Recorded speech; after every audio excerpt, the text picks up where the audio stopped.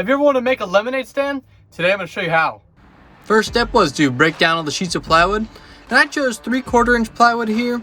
And I just used the regular pine plywood, but these still cost about $50 a sheet.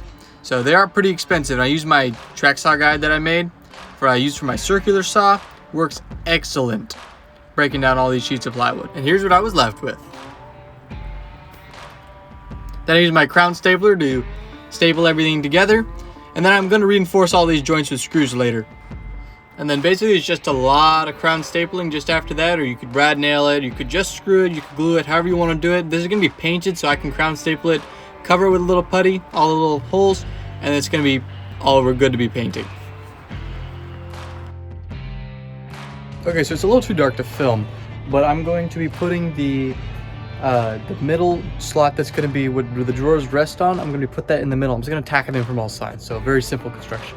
And of course, knowing myself right afterwards, I decided to film in the dark.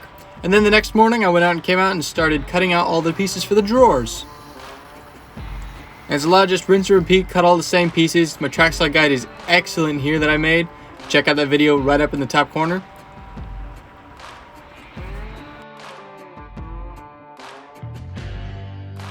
Then I began assembly, and I just used the crown stapler again here. I also reinforced some of these joints with screws. The crown stapler is plenty strong though. I used about 1.5 inch staples with the 3/4 inch plywood. It worked really good. Then I was able to cut all the pieces for the drawers to fit perfectly, and everything was perfect. I did not use drawer slides here. They're all cut to fit, and they work great. Then I sanded the whole thing. Just make sure you do a really thorough job when you're sanding, especially on plywood. Even if it comes pre-sanded, sometimes it's just not up to the woodworker specifications. Then I used the reclaimed wood I had to make these drawer fronts here, and I just tacked these on as well.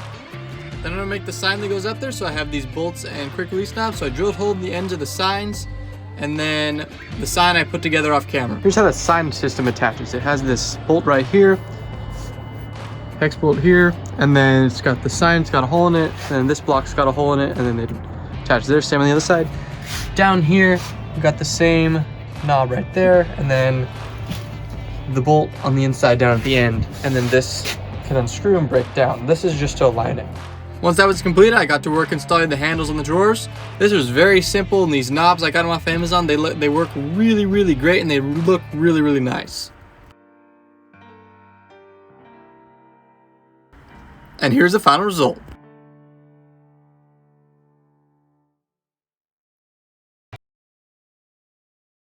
Alright guys, hope you enjoyed the video. The stand is actually for a friend of mine, so it's going to be, it's kind of unfinished right now. He's going to paint it and all that. So when I have pictures of those, I'll make sure to post them on my Instagram. So I'll leave a link to that down in the video description below if you want to check it out and see the actual final pictures when it's done. Alright guys, until next time, happy building.